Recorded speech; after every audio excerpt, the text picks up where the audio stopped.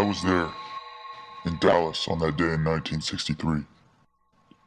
I was still working for the CIA at the time. I was sent to Dallas as part of a top-secret operation known simply as the Big Event. Our mission was to terminate codename Lancer, President John F. Kennedy.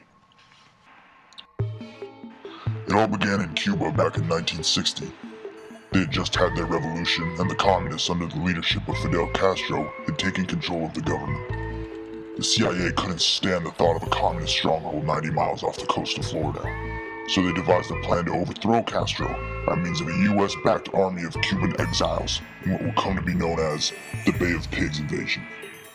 The codename for the mission was Operation 40, and it included a joint team of CIA agents like myself, mercenaries, and mafia assassins. You see, prior to the revolution, the mafia had had a partnership with the Cuban government, and Cuba became a paradise for organized crime and all forms of illegitimate business. When Castro took over, he kicked the mafia out. Their thirst for revenge, connections in Cuba, and experience in the use of guerrilla tactics and covert criminal warfare made them a valuable asset to the CIA. When I was sent to Cuba in 1960, our orders were to train the guerrilla army as well as carry out various assassination, sabotage, and reconnaissance missions in preparation for the invasion.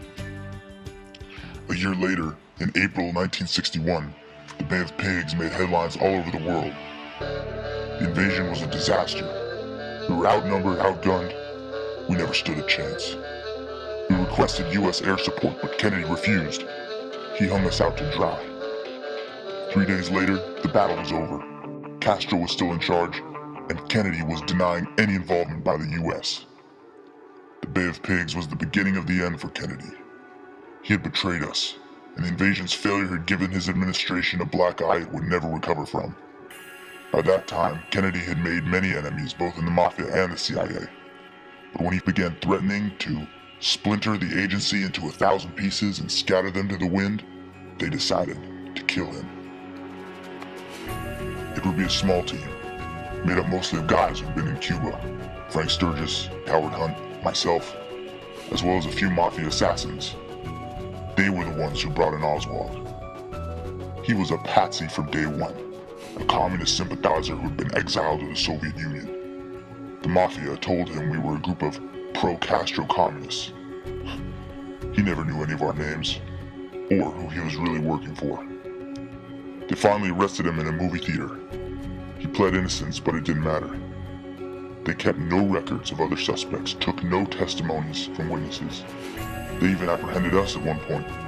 Sturgis, Hunt, and I had been disguised as bums and were hiding out in a train yard just behind the infamous grassy knoll. They took us in for questioning, but released us shortly after. They took no mugshots, kept no documentation.